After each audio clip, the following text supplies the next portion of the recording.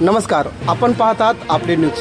पालघर जिल्ह्यातील वेऊर गावातील महार वतन जमिनीचा कथित बेकायदेशीर विक्री प्रकरणी आता सामाजिक आणि राजकीय वातावरण तापू लागले आहे। या संपूर्ण प्रकरणात दलित चळवळीतील युवा कार्यकर्ते आणि राष्ट्रीय पॅंथर आघाडीचे पालघर जिल्हा कार्याध्यक्ष ॲडव्होकेट अजिंक्य मस्के यांनी पत्रकार परिषद घेत संबंधित बाजू मांडली आहे।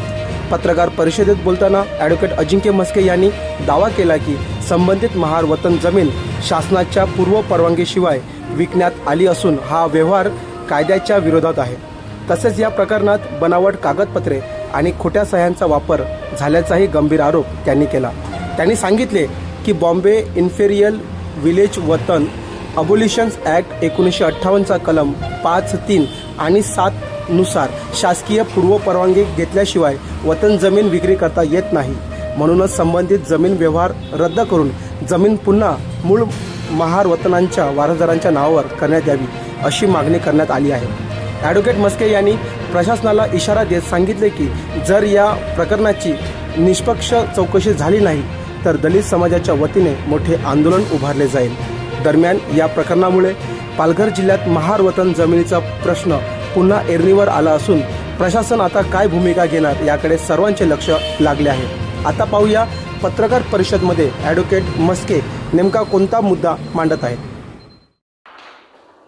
आजचा मुद्दा असा आहे की मौजे वेऊरमध्ये गायकवाड कुटुंबीय जे आहेत, मुळात महार वतनदारांचे वारसदार, ह्यांची जी जमीन आहे, जी जमीन वंश परंपरेने त्यांना मिळालेली आहे, म्हणजेच महार वतनदारांचे जे वारसदार होते, त्यांचे जे पूर्वज होते, त्या पूर्वजांना सदर जमीन ही कनिष्ठ दर्जाची कामं केल्यामुळे मिळालेली आहे।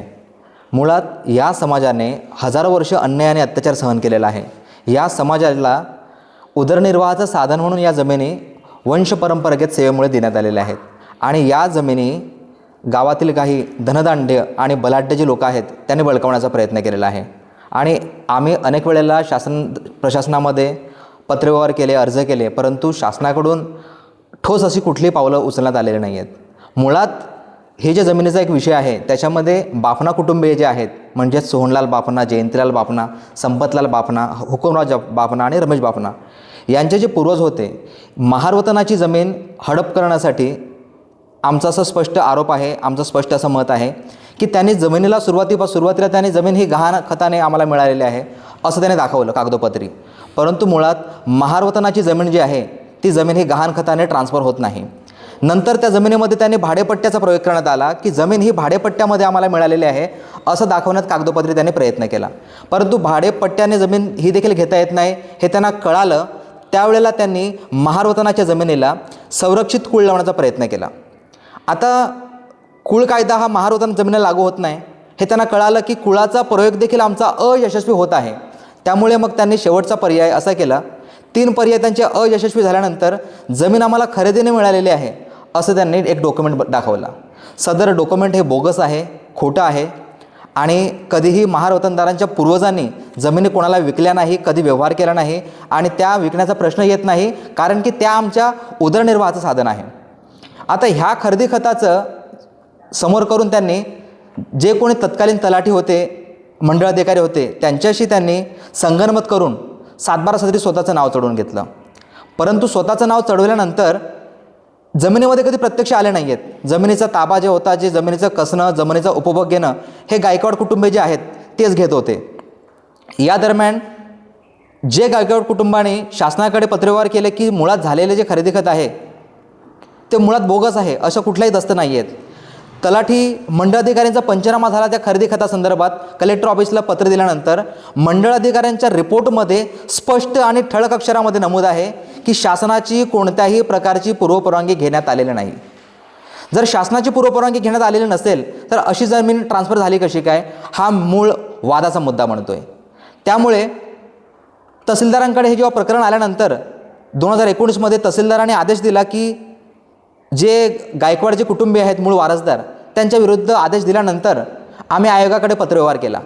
अनुसूचित जाती जमाती आयोगांकडे पत्रव्यवहार केल्यानंतर आयोगाने तहसीलदारांना आदेशामध्ये म्हटलं की तुम्ही दिलेला आदेश हा चुकीचा आहे, कारण की महार वतनाच्या जमिनी संबंधात आदेश देण्याचा किंवा निर्णय घेण्याचा अधिकार हा कलेक्टरांचा आहे।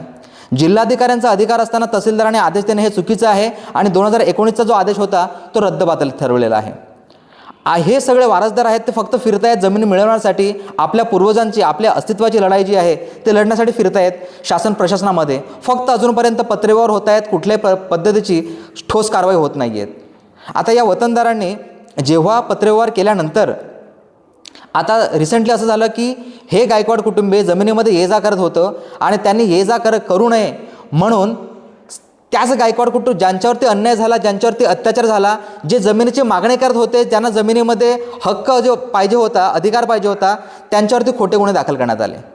पोलीस स्टेशनला खोटे गुन्हे दाखल केल्यानंतर ह्यांनी देखील गायकवाड कुटुंबियांनी शासनाकडे पोलीस स्टेशनला परत पत्रव्यवहार केले की आमची देखील तुम्ही तक्रार दाखल करून घ्या.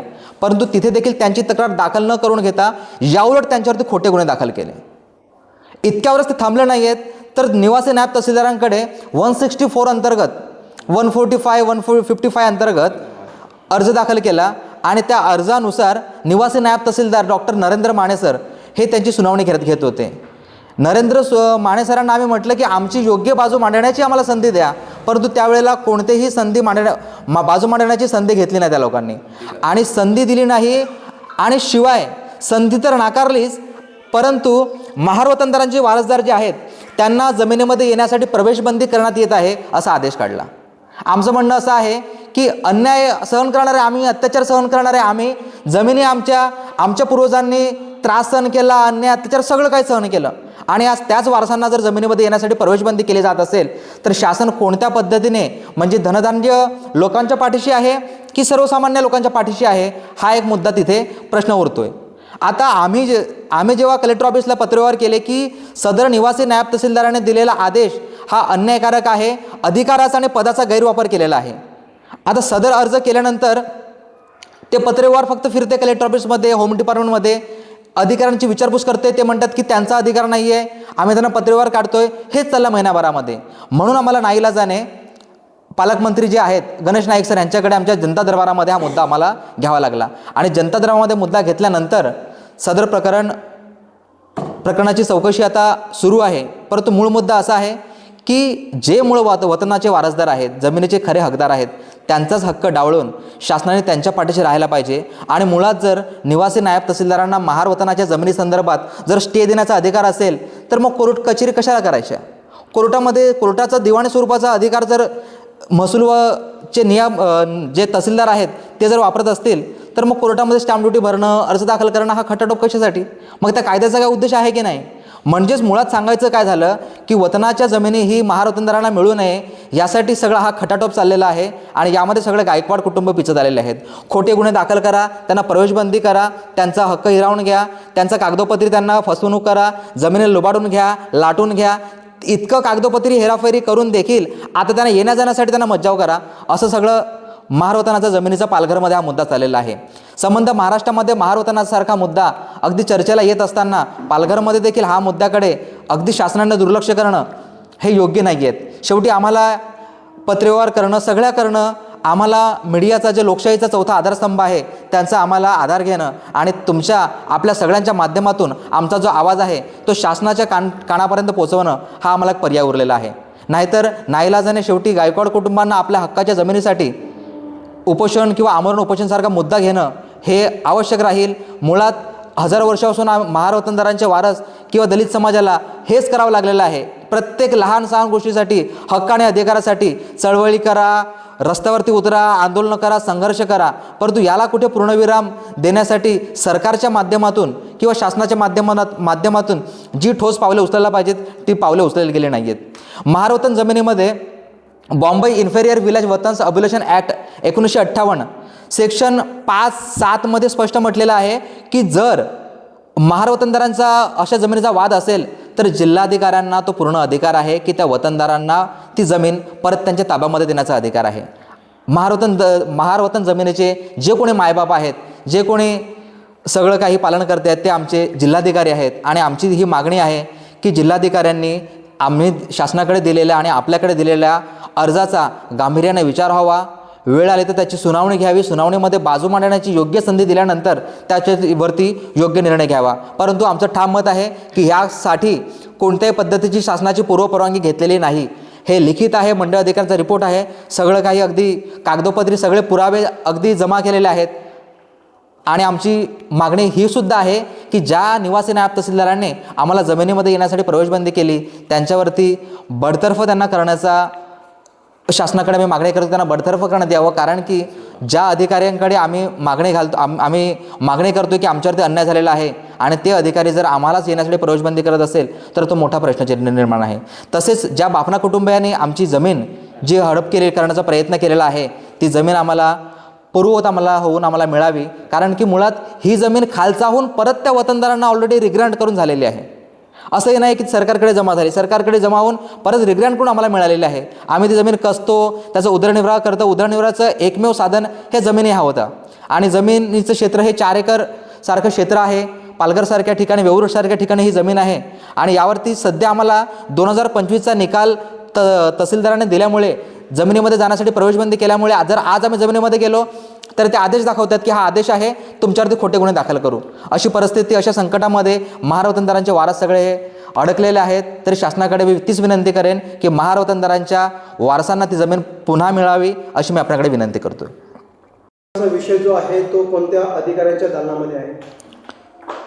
सध्या जो विषय आहे तो माननीय जिल्हाधिकारी मॅडम जे आहेत त्यांच्याकडे ही जमीन रिग्रँट म्हणजे पुनर्स्थापन मिळण्यासाठी अर्ज प्रलंबित आहे. आणि दुसरा अर्ज जो आहे माननीय पालघर जिल्ह्याचे पालकमंत्री गणेश नाईक सर यांच्या जनता दरबारामध्ये आम्ही निवासी नायब तहसीलदार नरेंद्र माने सर आहेत यांनी दिलेला आदेश चुकीचा आहे, अधिकारबाह्य आहे आणि पदाचा केलेला निव्वळ गैरवापर आहे आणि तो दिलेला आदेश हा मागे घ्यावा अन्यथा रद्द करावा या कामी प्रलंबित आहे. वाडवडिलांपासून पूर्वजांपासून अगदी 1940-50च्या आधीपासून हे सगळे वारसदार आहेत जमीन. काय नेमकं झालं आणि तुम्हाला कशापासून वृत्त केलं जमिनी जाण्यापासून? आम्ही पहिला ही जमीन होती महार वतनाची जमीन आम्ही स्वतः कसत होतो. आम्ही स्वतः नांगरतो आहे तिथे पूर्ण. म्हणजे आमचे काका आता 88 वर्ष आहे, मी 72 वर्षाची, आमचे काका 70 वर्षाचे आहेत, भाऊ आहे 70 वर्षाचा. म्हणजे स्वतः आम्ही स्वतः नांगर.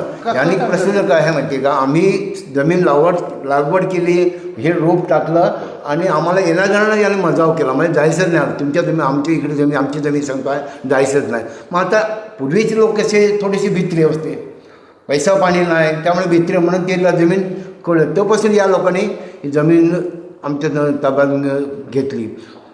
पण आमची अजून कोणाची सही नाही, काहीच नाही, कोणाची सही नाही. मग का अंगठापच विकली पण नाही, अजून पण आम्ही विकली जमीन नाही. आणि ह्या ज्यांच्यावर आमच्यावर तुम्ही गुन्हा करणं, यांच्यावर गुन्हे दाखल करा कसे करून. कारण आम्हाला ह्या न्याय मिळाला पाहिजे शासनाकडून. त्यांना न्याय मिळाला तर आम्हाला अगोदर गरिबांना न्याय द्यायला पाहिजे ना या लोकांनी.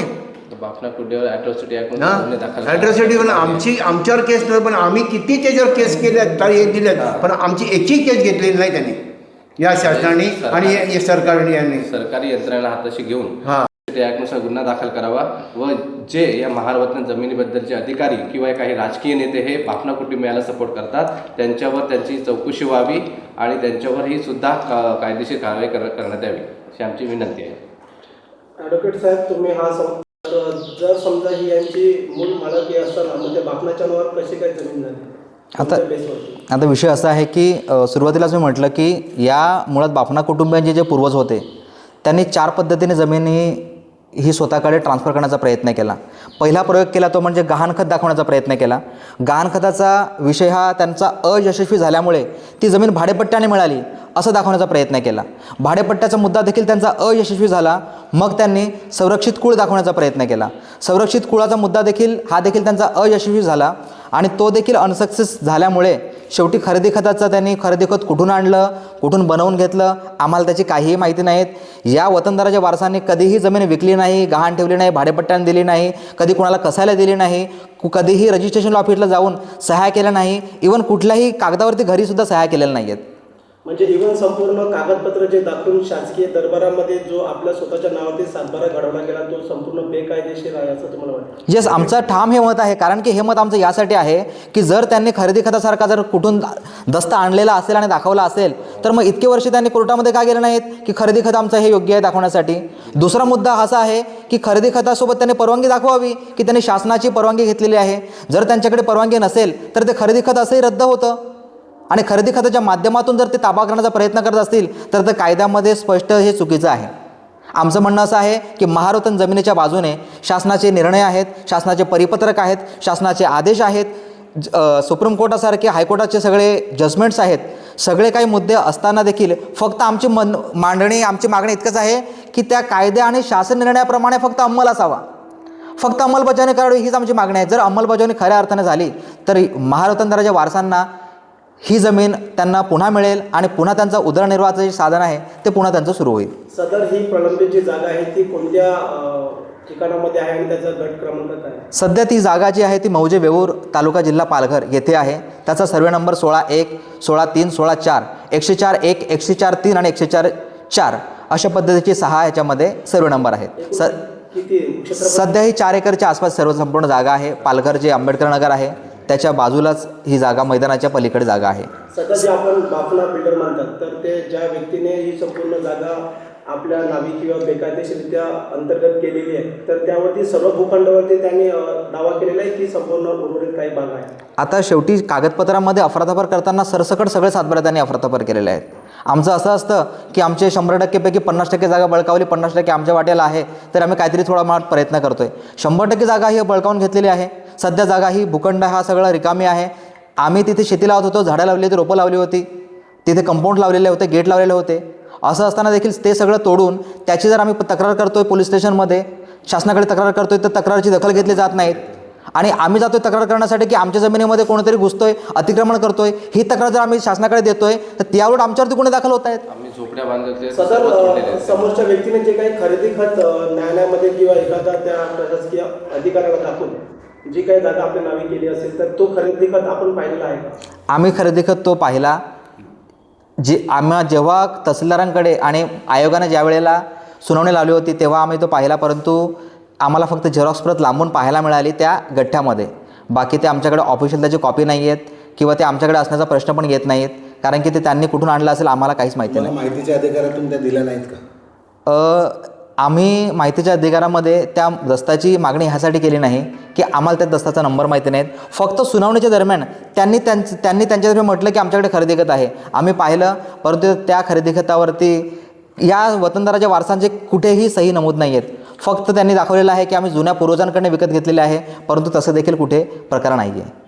आणि शिवाय महारवतनासारखा जमिनीचा मुद्दा आम्ही स्वतः पालघर जिल्ह्यामध्ये 4 ते 5 वर्षापासून सातत्याने उचलतोय की महारवतन जमिनीला संरक्षण द्यावं, ह्याच्याकडे शासनाकडे पाठपुरावा करतोय. 2018 पासून राष्ट्रीय पॅंथर्स आघाडी राष्ट्रीय संघटना जी आहे त्यांच्या मार्फत हा मुद्दा अनेक वेळा मी उचललेला आहे. त्याची चौकशी देखील सुरू आहे. पालघर जिल्ह्यामध्ये महारवतनाच्या किती जागा आहेत आणि त्या जागा ह्या सध्या कोणाकडे आहेत, त्या कशा पद्धतीने गेल्या आहेत, याच्यावरती ऑलरेडी स्वतः मी सध्या पालघरमध्ये काम करतोय. आणि त्याच दरम्यान नवलीमधलं, वेऊरमधलं हे प्रकरणवर मी स्टडी करतोय की ह्या प्रकरणामध्ये जे घडलेलं आहे ते साफ चुकीचं घडलेलं आहे असं आमचं म्हणणं आहे. आणि जर न्याय मिळाला नाही तर आम्ही सगळ्यात ज्या दलित समाजाच्या संघटना पक्ष आहेत त्यांच्याकडे आम्ही मदतीचं आवाहन करू आणि लवकरच शासन प्रशासनाकडे मोर्चा, आंदोलन किंवा अन्य कायदेशीर मार्गाचा अवलंब करून आम्ही शासनाकडे आमची मागणी ही लावून धरू.